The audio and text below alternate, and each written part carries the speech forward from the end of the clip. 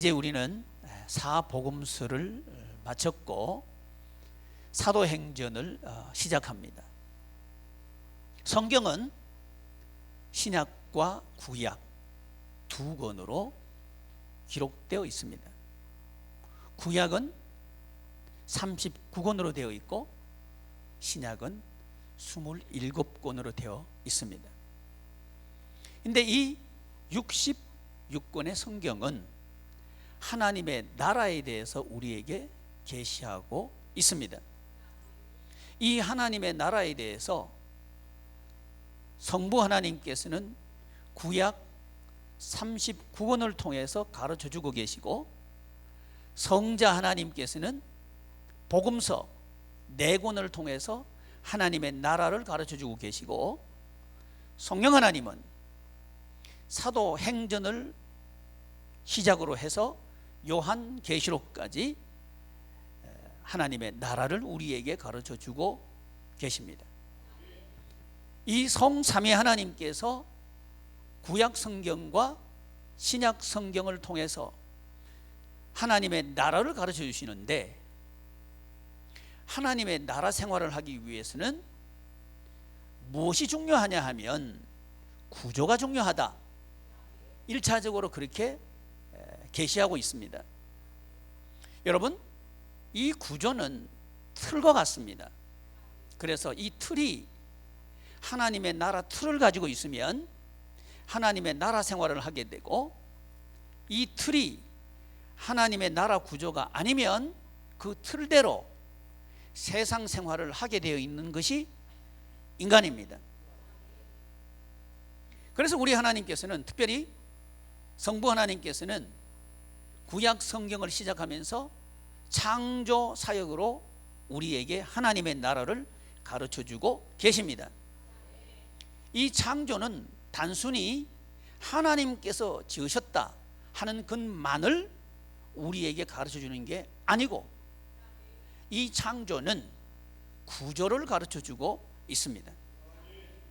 무슨 구조냐 하면 하나님의 나라 생활에 대한 구조를 가르쳐 주고 있습니다. 그 구조는 생명의 생태계라는 겁니다. 이 생태계는 순환하게 되어 있습니다. 순환하지 않는다면 생명은 끝이 나고 죽게 되어 있는 게 그게 생태계입니다. 그래서 우리 하나님께서는 사람을 지으실 때 살아있는 사람은 순환하게 되어 있습니다. 피가 순환할 때 그 사람은 산 사람이 됩니다. 신경계통이 순환할 때 그 사람은 정상적인 사람이 됩니다.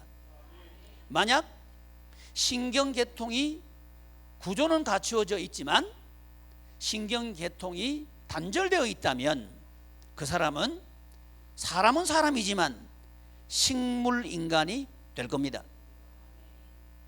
정상적인 사람의 생활을 할 수 없게 됩니다.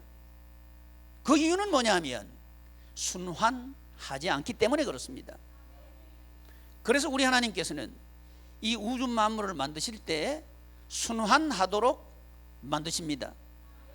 그래서 물이 차가워지면 얼음이 되고, 온도가 올라가면 그 얼음은 녹게 되고, 온도가 더 올라가면 수증기가 되어서 하늘로 올라가게 되고, 하늘로 올라가서 다시 온도가 내려가면 다시 떨어지게 되는, 그래서 땅을 적시고 땅에 있는 대지를 적시고 땅 위에 있는 식물들이나 동물들이나 그 물을 먹고 마시고 흡수해서 생명작용을 하게 되고 하는 이 순환 구조를 가지게 하나님께서 지으셨다 하는 것이 창조 사역입니다. 이것이 구조라는 거죠. 그래서 이 구조를 파괴한다든지 이 구조를 벗어나다든지 하면 재앙을 만납니다. 학자들이 지금 이 지구 상태를 우려하고 있는 것은 이 생태계가 훼손되고 있고 파괴되고 있기 때문에 우려하는 겁니다. 그래서 정상적이지 않는 그런 일들이 우리 주변에서는 비일비재하게 일어나고 있는 것을 우리는 경험합니다. 이 생태계가 파괴됐을 때 사람들은 혼란을 겪게 됩니다. 그리고 어려움을 겪게 됩니다. 사는 것이 매우 복잡하게 되고 고생스럽게 되는 거죠. 그래서 사람들은 이렇게 말합니다. 생태계를 파괴하지 말자 하는 이야기들을 하고 있는 거죠. 그래서 이산화탄소를 배출하는 것을 제한합시다. 자동차도 이제 그 연료를 천연 연료로 바꿉시다. 내연기관도 바꿉시다 하는 이야기들을 하고 있는 거죠. 이 세상 사람들은 이 생태계가 파괴되면 어떻게 된다 하는 것을 이제 이해하기 시작했고, 거기에 대해서 대책을 강구하고 있는 중입니다. 이것은 고무적인 현상입니다. 왜냐하면 우리 하나님께서 만드신 그 생태계 구조를 이제 중요하다는 것을 그 사람들은 모르지만 하나님의 말씀을 통해서 우리는 확인하게 되기 때문입니다. 구조가 중요하다 하는 말씀을 지금 드리고 있는 중입니다. 그 구조는 생명이 순환하도록 하는 구조라는 겁니다. 이 구조 속에 정점에 있는 핵심 구조는 뭐냐 하면 생명나무와 선악을 알게 하는 나무입니다. 생명나무와 선악을 알게 하는 나무는 그 주인이 누구인가를 밝히고 있는 구조입니다. 핵심이 무엇인가를 밝히고 있는 구조가 에덴 동산의 구조, 그 동산 중앙에 있는 생명나무와 선악과가 의미하는 성삼위 하나님이 주인이시고, 그 성삼위 하나님으로부터 생명이 나오고 이 생명이 흘러서 모든 동산을 적시고 모든 동산에 있는 생물과 동물들을 살고 살리게 하는 그 생명작용을 하도록 한 구조이다 하는 것을 창세기 2장은 우리에게 말씀하고 있습니다.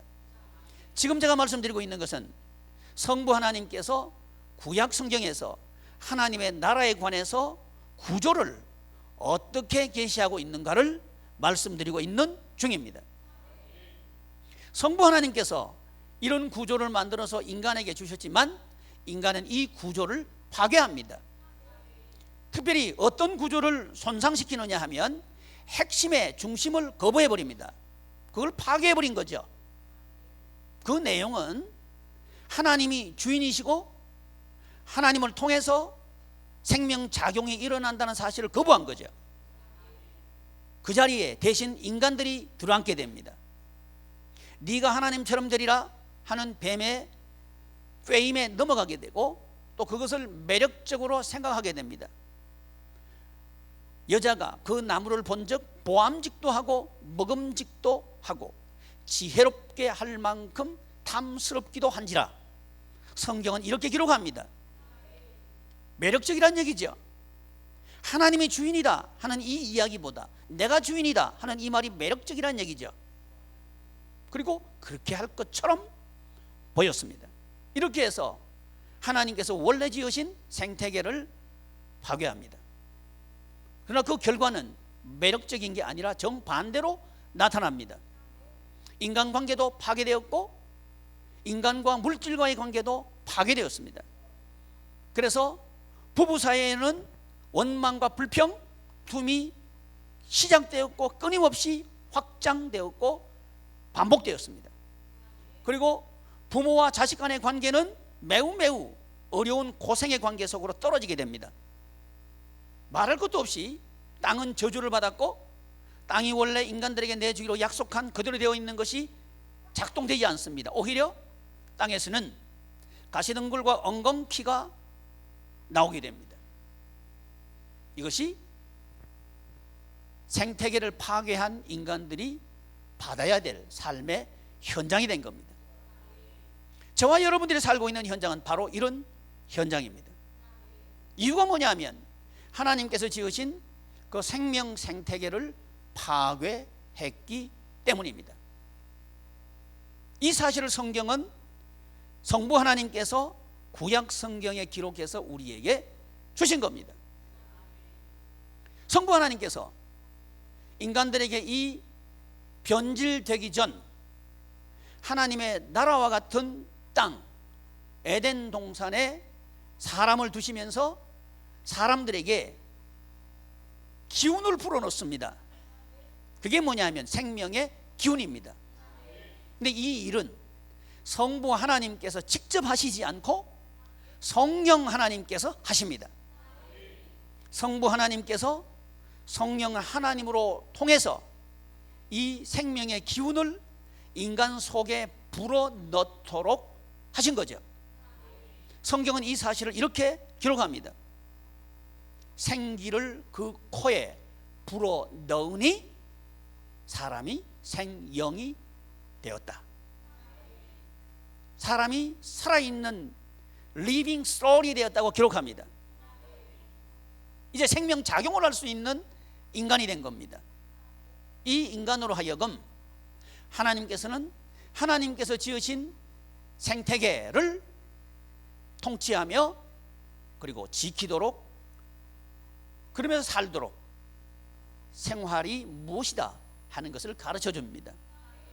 저와 여러분들이 이 하나님께서 지으신 생명 생태계 안에서 영원한 생명을 누리면서 사는 그 길은 하나님께서 주신 이 생태계를 지키고 또 그 생태계 안에서 하나님께서 주신 모든 것들을 통치하는 이런 생활을 할 때 이것이 우리 생활이고 우리는 천국 생활을 할 수 있게 됩니다. 생기를 불어넣으니. 불행스럽게도 구약 성경은 이렇게 마무리가 됩니다. 하나님의 백성들, 하나님의 자녀들, 구약 시대에 살았던 성도들이 하나님께서 주신 그 땅을 빼앗깁니다. 그리고 포로가 됩니다. 바벨론에게 포로가 되어서 끌려갑니다. 이제 포로 생활을 할 수밖에 없게 된 거죠. 하나님께서 주신 땅은 황무지로 변합니다. 예루살렘은 성은 무너지고 거기 사람이 살던 곳에는 수풀이 우거지게 되고 여우들이 놀게 됩니다. 사람이 살아야 된 땅에 짐승이 살게 된 거죠.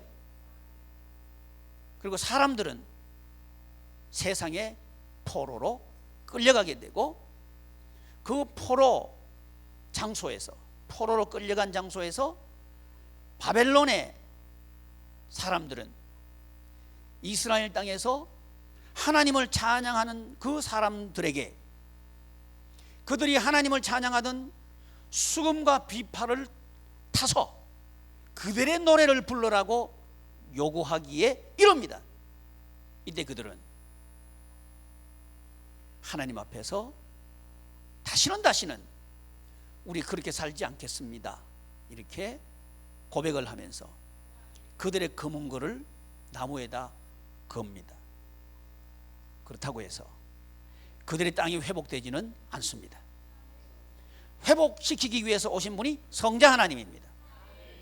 이것이 신약 성경에 기록된 사복음서입니다. 사복음서는 이렇게 시작됩니다. 아브라함과 다윗의 자손 예수 그리스도의 세계라. 족보 이야기로 시작합니다. 이유가 뭐냐 하면 아브라함 언약과 다윗 언약으로 대변되는 구약 성경에 기록된 성부 하나님의 모든 사역을 인간들이 거부했고 그 거부를 통해서 자손들은 포로로 끌려가고 땅은 황무지로 변하고 맙니다. 성부 하나님께서 아브라함에게 주신 언약, 그 언약의 내용은 씨를 그리고 땅을 축복하겠다는 내용입니다. 그리고 다윗에게 주셨던 언약, 물론 그 언약의 내용도 씨를 내 후손들이 영원히 왕위를 이어받을 것이다 하는 이 언약, 그리고 그 자손으로 통해서 땅을 통치하게 할 것이다 하는 씨와 땅에 대한 언약이 실패하는 것처럼 보였습니다. 이렇게 해서 구약 성경은 끝이 납니다. 그러나 성부 하나님께서는 성자 하나님을 이 땅에 보내십니다. 보내셔서 빼앗긴 땅을 회복하고 다시 찾는 일을 하도록 하십니다. 이 일을 하기 위해서 오신 분이 예수님이다 하는 것을 말씀하기 위해서 신약 성경을 시작하는 마태복음 1장 1절에서 아브라함과 다윗의 자손 예수 그리스도의 세계라고 기록한 겁니다. 그러므로 구약 성경과 신약 성경은 다른 책이 아니고 한 권의 책이 되는 거죠. 실패로 끝난 것 같았던 성부 하나님의 사역은 실패가 결코 아니다. 성부 하나님의 뜻을 이루기 위해서 성자 예수님께서 오셨다고 성자 하나님 당신이 직접 밝히십니다. 그리고 성경은 아버지께서 보내셔서 아들 하나님이 오셨다고 기록합니다. 그러므로 성부 하나님과 성자 예수님은 하나로 연결된 일체 되신 하나님입니다. 이 성자 예수님께서 오셔서 첫 번째 마태복음에서 하신 일이 뭐냐 하면 성부 하나님께서 창세기 1장에서 생명 생태계를 창조하신 것처럼 성자 예수님께서 하신 일을 맨 처음 기록하고 있는 성경 마태복음은 아브라함과 다윗의 자손 예수 그리스도 그분이 하신 일은 그 언약을 성취하러 오셨는데 첫째 한 일이 뭐냐? 생태계 회복입니다. 그래서 마태복음의 주제는 예수님을 머리로 하는 예수님과 한 몸 된 구조를 회복하고 성취하신 일을 하신 분이 예수님이다 하는 것을 기록하고 있습니다.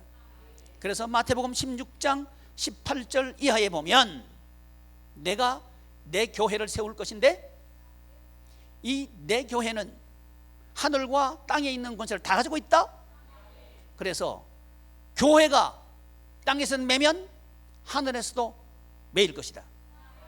교회가 땅에서 풀면 하늘에서도 풀릴 것이다. 이것은 교회의 권세이다. 이것을 마태복음 16장에서는 열쇠라고 기록하고 있습니다. 마태복음을 끝내면서 우리 성자 하나님께서는 내가 부활하시기 전에 제자들에게 이렇게 명령을 하십니다. 내가 하늘과 땅의 모든 권세를 가졌다. 그러므로 너희는 가라. 가서 모든 족속으로 제자를 삼아 아버지와 아들과 성령의 이름으로 세례를 베풀어라. 그러면 너희들이 볼 것이다. 경험할 것이다. 그건 뭐냐 하면 내가 세상 끝날까지 너희와 항상 함께 있는 것을 경험할 것이다. 권세를 주셨다. 이 권세, 이것은 성부 하나님께서 인간들에게 주신 생기와 같습니다. 이제 우리 예수님께서는 십자가와 부활로 이 땅에 회복을 성취하시고 완성하시고 이제 제자들에게 그 권세를 주십니다. 내가 권세를 가졌다. 그러니까 너희들은 가라. 여기서 너희들은 바로 저와 여러분들입니다. 이 권세를 가진 우리에게 우리 예수님께서는 가기를 원하시는 거죠. 사복음서를 마치면서 맨 끄트머리에 있는 복음서가 요한복음이죠. 이 요한복음은 이렇게 시작합니다. 태초에, 이 단어로 시작합니다. 구약 성경을 시작할 때 우리 하나님께서는 태초에 라는 말씀으로 시작합니다. 태초에 말씀이 계셨다. 이 말씀은 하나님과 함께 계셨다. 이 말씀은 로고스이신 성자 하나님입니다. 이 안에 생명이 있었다. 이 생명은 사람들의 빛이다. 근데 이 세상은 어둠이었다. 그런데 영접하는 사람들, 그 영접은 뭐냐 하면 예수 그리스도의 그 이름을 믿는 자들에게는 조건이죠. 믿는 자들에게는 하나님의 자녀가 되는 무엇을 주셨다? 할렐루야! 권세를 주셨으니 이 말씀은 마태복음을 끝내면서 우리 예수님께서 십자가와 부활로 이 마귀에게 빼앗겼던 이 땅, 하나님의 백성들을 회복하고 승리한 그 예수님께서 선포하신 하늘과 땅에 있는 모든 권세를 내게 주셨으니 이 말씀과 동일합니다. 영접하는 자, 믿는 사람 말이죠. 믿는 저와 여러분들 모두에게는 우리 하나님께서 하나님의 자녀가 되는 권세를 주셨다. 이제 요한복음은 이 권세에 대해서 8가지 표적으로 우리에게 있는 권세를 가르쳐 주셨습니다. 그리고 마지막 8번째 있는 표적, 베드로를 향한 표적에서 우리 예수님께서는 우리가 무슨 일을 할 것인가 그걸 가르쳐 주십니다.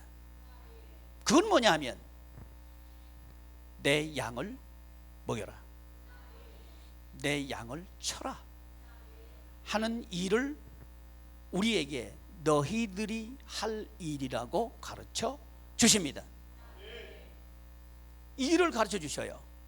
그리고는 사복음서는 끝이 납니다. 이제 오늘 저와 여러분들이 함께 본 사도행전은 무엇인가? 성령 하나님께서 하신 일을 이제 기록하는 순간입니다. 성자 예수님께서 이 땅에 오셔가지고 하나님께서 하라고 하신 일을 시작하시면서 그 위에 성령님이 임하십니다. 세례를 받으시고 물에서 올라오실 때에 성령 하나님이 예수님 위에 비둘기처럼 임하십니다. 그때 하늘에서 소리가 나기를 이는 내 사랑하는 아들이요 내 기뻐하는 자다 하는 성부 하나님의 음성이 들립니다. 그리고 이 마귀의 권세를 깨뜨리고 빼앗긴 세상을 회복하고 빼앗긴 하나님의 자녀들을 회복하는 이 일을 시작하기 전에 우리 예수님께서는 시험을 받으십니다. 마귀에게 시험을 받으십니다. 누구에게 시험을 받아요? 마귀에게 시험을 받으십니다. 이때 예수님의 손을 붙잡고 가신 분이 성령님입니다. 성령님에게 이끌려 시험 받으러 가십니다. 이렇게 성자 하나님의 사역은 성령 하나님의 사역과 긴밀하게 연결되어 있고 동역하고 있었습니다. 이것이 하나님의 나라 생활에 대한 구조의 중요한 모습입니다. 사랑하는 교회 여러분, 저와 여러분들은 이 땅 위에 하나님의 자녀 권세로 살도록 하기 위해서 하나님께서 살도록 했습니다. 그런데 우리의 하나님의 생활을 할 수 있는 그 구조는 혼자서는 안 된다. 이 사실을 우리는 성부 하나님의 사역과 성자 하나님의 사역 그리고 성령 하나님의 사역을 통해서 이 구조에 숨겨져 있는 비밀을 발견하게 됩니다. 우리 모두는 모두에게 없어서는 안 될 존재라는 거죠. 그 정도가 아니고 우리 지체들이 없으면 우리는 천국 생활을 할 수 없는 그런 존재라는 거죠. 이 사실을 이 구조 속에서 가르쳐 주고 있는 겁니다. 어제 참 바람이 많이 불었습니다. 그 태풍 이름이 뭐였죠? 링링. 무슨 의미인지 모르겠어요. 그런데 몹시 바람이 거세게 불었습니다. 태풍이 불기 전에는 참 고요했습니다. 사람들은 아무 일이 일어나지 않을 것처럼 생각했습니다. 그런데 막상 바람이 불기 시작하니까 아마 무서웠을 겁니다. 무서웠죠. 무서웠을 겁니다. 큰일 나는 건 아닌가? 창문이 덜컹덜컹 거리니까 창문 떨어지는 건 아닌가? 저도 사무실에 있었습니다. 우리 십자가 종탑을 지난번에 했습니다. 이제 한 번도 태풍을 만난 적이 없습니다. 그래서 저는 사무실에 앉아 있었습니다. 앉아 있어서 종탑 넘어지면 안 되는데 이런 기도를 하고 있었습니다. 물론 그 종탑은 우리 건물 중심 빔하고 용접이 되어 있고 연결되어 있습니다. 넘어지지 않을 겁니다. 그럼에도 불구하고 바람이 너무 세니까 넘어지면 안 되는데 하는 생각이 들었단 말이죠. 바람, 이것은 어디로 불지 몰라요.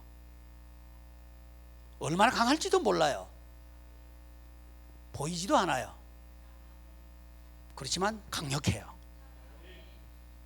그게 바람이었습니다. 사도행전에서 성령님을 바람이라고 계시하고 있습니다. 성령님은 보이지 않습니다. 잘 느껴지지도 않아요. 그렇지만 강력합니다. 성부 하나님께서 모든 만물을 만드시고 난 뒤에 그 모든 만물을 움직이는 기운을 인간 속에 불어넣습니다. 어디다 불어넣어요? 아니, 인간 어디에다가 갖다 대놓고, 코에다 갖다 대놓고 불어넣죠. 자, 한번 상상을 해봅시다. 우리 하나님께서 우리에게 각자에게 생기를 불어넣습니다. 근데 어디다 불어넣어요? 자, 코에다 불어넣으려 그러면 멀찍이서 하면 코에 들어갈까요? 안 들어가겠죠? 그러면 가까이에서 불어넣으셔야 되겠네요. 하나님과 인간 사이의 가까움입니다. 우리 성령 하나님은 이렇게 우리와 가까이 계시는 분이죠. 그런데 코에다 불어넣으려 그러면 동일 위치에서 불어넣으면 코 속으로 안 들어가겠죠? 어디서 불어넣어야 될까요? 코 밑에서 불어넣어야 되겠죠? 그만큼 가까워요. 상상해봐요. 우리 하나님께서 여러분 코 밑에 와서 불어넣어요. 친밀하신 성령님. 그러나 우리는 친밀한 줄 몰랐어요. 가까이 계신 성령님. 그렇지만 우리는 가까이 계신 줄도 몰랐어요. 이 우주 만물을 움직이시는 능력이 있는 성령님. 그러나 우리는 능력이 있는 하나님인 줄도 몰랐어요. 왜? 보이지 않으니까. 그렇지만 성부 하나님께서는 그 성령님을 인간의 코에다가 불어넣습니다. 놀라운 일이 벌어집니다. 그 인간이 이 세상의 만물을 부르는 그것이 그 만물의 이름이 됩니다. 만물을 통치하기 시작합니다. 할렐루야. 이것이 저와 여러분들의 본래의 모습입니다. 본래 인생을 살아가는 우리의 원래의 모습입니다. 근데 이걸 잃어버렸다는 거죠. 왜 잃어버렸을까요? 그 대답은 이미 말씀드렸습니다. 내가 주인 되었기 때문에, 세상이 주인 되었기 때문에 우리는 그 능력을 우리가 가지고 있는데도 불구하고 쓰지 않는 거죠. 내가 하는 거죠. 그러나 우리 힘보다는 마귀의 힘은 훨씬 강합니다. 그렇지만 성령의 바람이 한번 불면 나무가 쓰러져요. 제가요 사무실에 있다가 이제 집으로 가는 길에 우리 아이들이 그러는 거예요. 목사님, 베델교회 앞에요 나무가 쓰러졌대요. 그러는 거예요. 그래? 난 그리 가보고 싶었어요. 어떤 나무가 쓰러졌나 보고 싶었어요. 그래서 갔더니 6단지 앞에 있는 큰 소나무가 자빠져 있었어요. 봤죠? 봤어요. 저도 봤어요. 하하, 저 큰 나무가 쓰러졌구나. 제가 아는 목사님 교회에 컨테이너를 설치한 교회가 있었습니다. 바람이 불어서 컨테이너가 45도로 기울어져 버렸어요. 그래서 교회에다 비스듬하게 45도로 기울어져 있어요. 그 그림을 보여줬어요. 물론 SNS로 봤어요. 오, 컨테이너를 날리다니. 그렇습니다. 바람이 불기 전에는 뿌리가 깊고 단단한 것처럼 보였어요. 그런데 태풍이 온다 그러니까 그 큰 소리 치던 김정은이도 비상사태 발휘했대. 하하, 제가 하나 깨달았습니다. 김정은이 혼내는 건 태풍이구나. 행복이 아니요, 하나님의 이 권세 앞에 이 땅 위의 모든 인간들은 떨 수밖에 없구나 하는 사실을 알게 되었습니다. 그 권세가 성경은 이렇게 기록합니다. 저와 여러분들 속에 있다. 우리 속에 있다. 이 이야기를 기록하고 있는 것이 사도행전입니다. 이제 성자 예수님께서 하신 그 사역을 사복음서에서 기록한 우리 하나님께서는 사도행전을 통해서 구체적으로 그리고 적극적으로 사도들 속에서 행하신 성령님이 어떤 분인가 하는 것을 구체적으로 기록하기 시작하는 겁니다. 우리는 예배를 드릴 때마다 신앙 고백을 합니다. 그 신앙 고백은 사도들의 신앙을 요약해서 신앙 고백서로 만든 것이 사도신경입니다. 사도들의 신앙 고백 말이죠. 사도들의 신앙처럼 나도 그 신앙을 고백합니다. 그래서 우리는 매 예배 때마다 우리의 신앙을 사도들의 신앙으로 고백하고 있는 겁니다. 그 이유는 성령님께서 사도들 안에, 어디서요? 사도들 안에. 이 말씀은 무슨 말씀이냐 하면 그 성령님께서 우리 안에, 이걸 고백하는 거죠. 사도들 안에 일하시는 성령님, 이 성령님은 사도행전은 28장으로 끝이 납니다. 그러나 이 사도행전은 그 끝이 엔딩이 아니었습니다. 사도들의 행동, 행전, 행동한 것을 기록한 성경, 사도들의 생활을 기록한 성경, 이 성경은 28장으로 기록되어 있지만 그 끝이 마무리된 게 아니었다는 겁니다. 열린 구조로 사도행전은 마무리가 됩니다.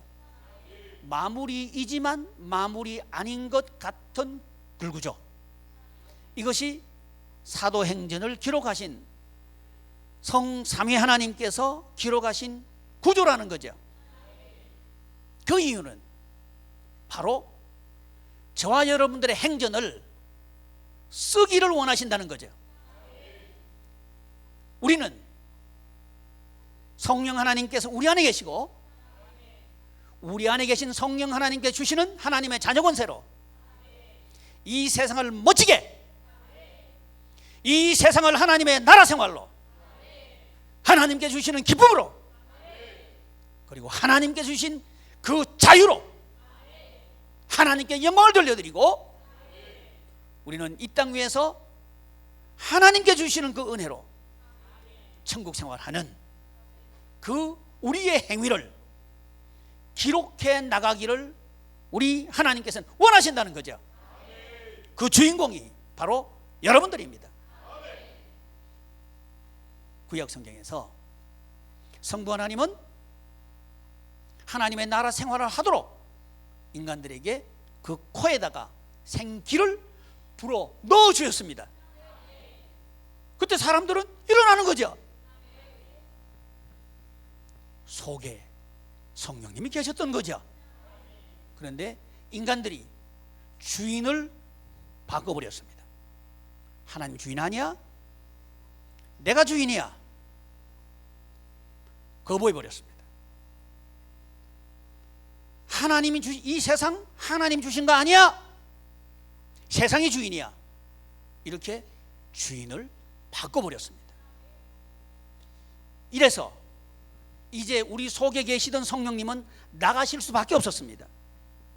그 대신 악령, 곧 사탄, 마귀, 귀신이 인간들의 마음을, 그리고 인간들의 지식을, 인간들의 감정을 사로잡게 된 겁니다. 그래서 빼앗긴 세상에 기록된 창세기 4장 이하를 우리가 확인해 보면 성령님은 사람들 속에 계시지 않습니다. 임하십니다. 임하셨다가 떠나가시고 임하셨다가 떠나가실 수밖에 없습니다. 그렇지만 성령 하나님은 결코 인간들을 포기하시지 않습니다. 왔다가 다시 가라 그러면 가시지만 그러나 우리를 버리시지 않습니다. 언제나 구약 성도들 곁에 계셨습니다. 우리 하나님께서, 성부 하나님께서 모세에게 광야 시대를 살고 있는 구약 성도들에게 광야에서 방황하지 말고 죽지 말고 내가 너에게 줄 그 땅으로 가거라. 얼마나 절박하겠습니까? 우리의 자녀들이 이 땅에서 방황하는 걸 보면 우리의 부모의 마음이 얼마나 찢어질 듯 아픕니까? 그래서 우리 하나님께서는 기준을 정해 주십니다. 그게 10계명입니다. 성경은 이것을 요약해서 계명과 율례 이렇게 요약하고 있습니다. 10계명은 하나님과 관계된 계명 4가지 계명, 그리고 인간과 관계된 계명 6가지 계명으로 구성되어 있습니다. 그런데 하나님과 관계된 계명은 무엇을 회복하기 위한 거냐 하면 에덴 동산의 구조 중에서 중심을 회복하기 위한 계명입니다. 나 외에 다른 신 두지 마라. 그 이유가 뭐냐면 다른 신 두면 하나님의 나라 생활 못하기 때문에 그렇습니다. 인간관계 계명 6가지 계명이죠. 이 계명을 한마디로 말해라. 그것은 하나님 사랑, 인간 사랑이었습니다. 하나님을 사랑하고 하나님 사랑이 인간 사랑으로 확장되기를 원하셨던 거죠. 이것이 기준이었습니다. 사랑하면 사랑하는 사람의 부탁을 기억합니다. 소중하게 생각합니다. 그것을 지키려고 합니다. 그것이 기쁨이 됩니다. 이것이 사랑이죠. 그리고 이 사랑을 지속적으로 유지하고 확장하고 또 충만하게 하는 그 구조를, 그 기관을 주셨는데 그것이 성막이라고 하는 교회입니다.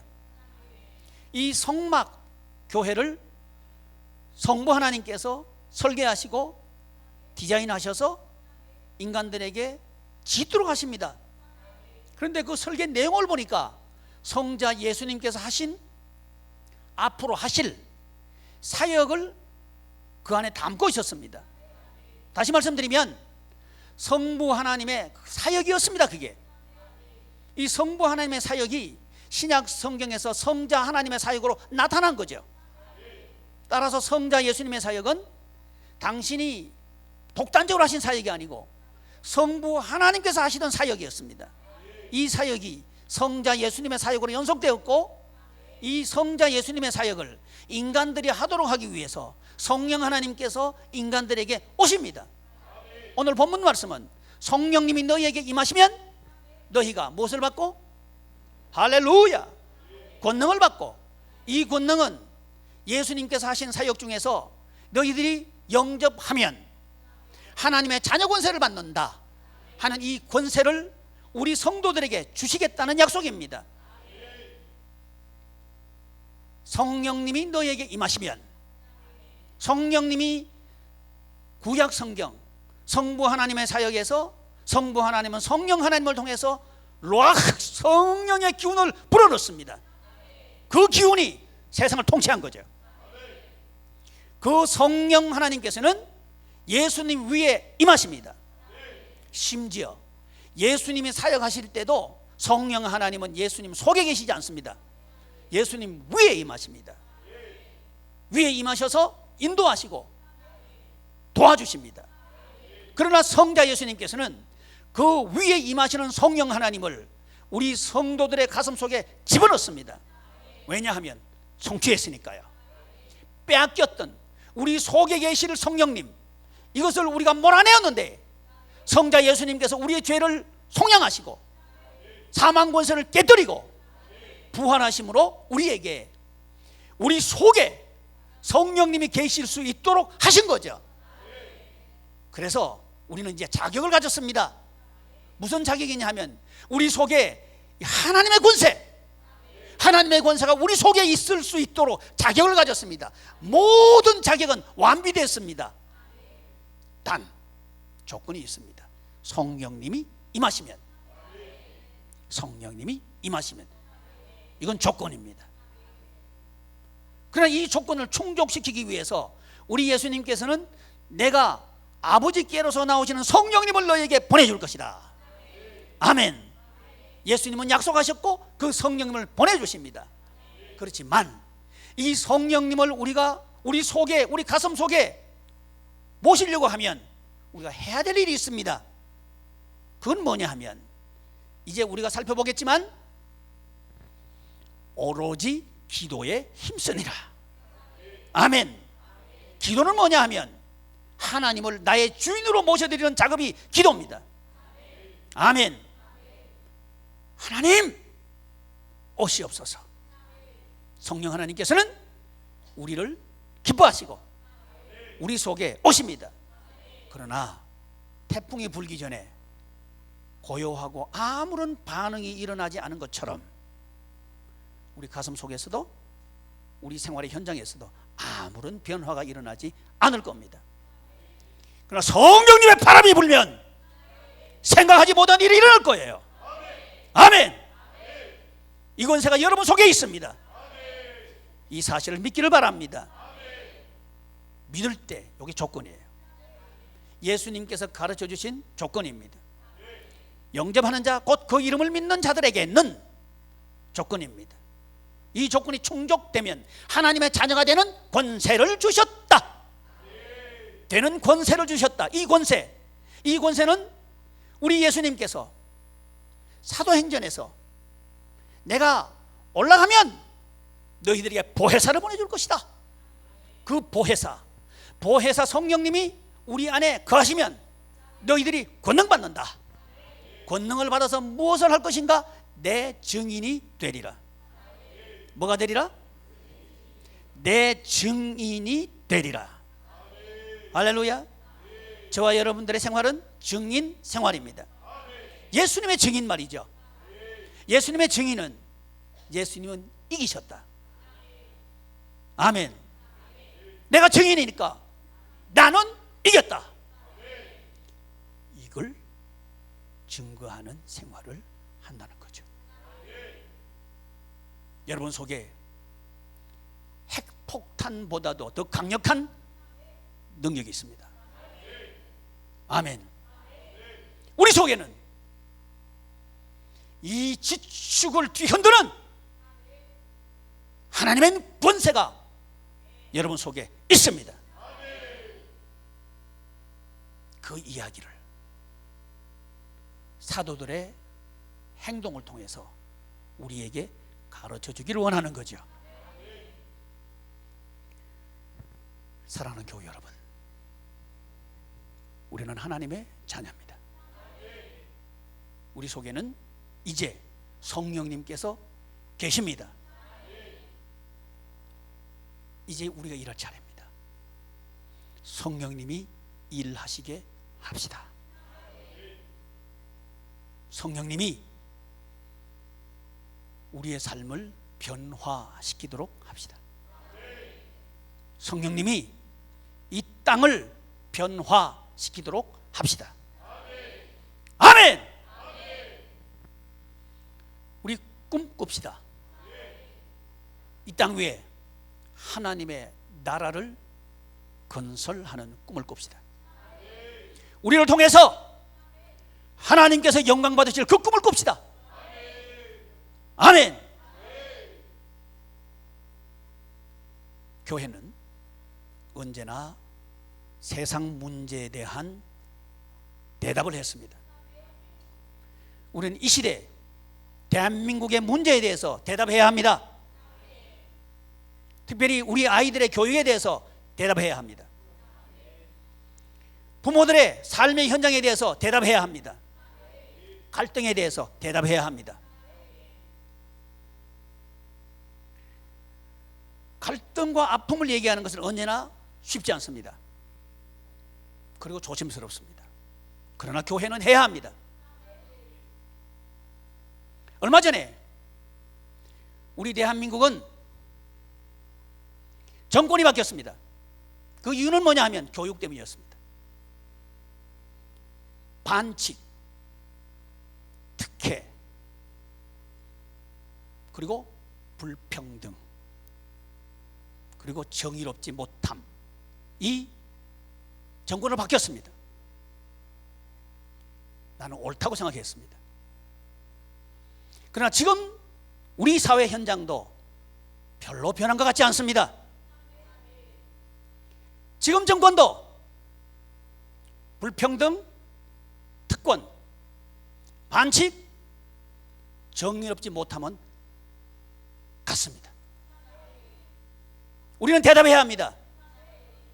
제가 항상 말씀드렸던 것처럼 세상은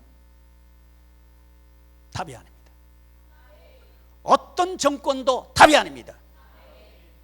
보수 정권도 답이 아닙니다. 그리고 진보 정권도 답이 아닙니다. 답은 하나님! 하나님의 사람들이여 깰지어다! 아멘! 힘없어요. 힘 있는 것 같죠? 힘없어요. 힘 있는 것은 하나님입니다. 바로 여러분들이 힘이 있다는 겁니다. 대한민국을 하나님의 나라로 바꿀 사람들은 성도들입니다. 교회여 깰지어다. 성도들이여 깨십시오. 그리고 여러분 속에 있는 성령님의 말씀에 귀를 기울이십시오. 그것은 뭐냐 하면 오직 예수 그리스도를 증거하는 거죠. 이 세상을 바꾸는 것은 돈이 아닙니다. 구조를 바꿔야 돼요. 보수가 정권자보다 안 되고요, 진보가 정권자보다 안 돼요. 하나님의 정권 잡아야 됩니다. 나 물어볼게요. 내 인생의 정권 잡은 분은 하나님이라 손 들어봐요. 오, 맞는데? 할렐루야! 할렐루야! 여러분들이 희망입니다. 바뀔 거예요. 바로 여러분들을 통해서 대한민국은 바뀔 거예요. 성령님은 약한 것 같지만 강합니다. 아무런 일을 못 하실 것 같지만 모든 것을 하실 수 있습니다. 이 권세가 여러분 속에 있습니다. 기도하겠습니다. 존귀하신 하나님, 참 고맙습니다. 성부 하나님,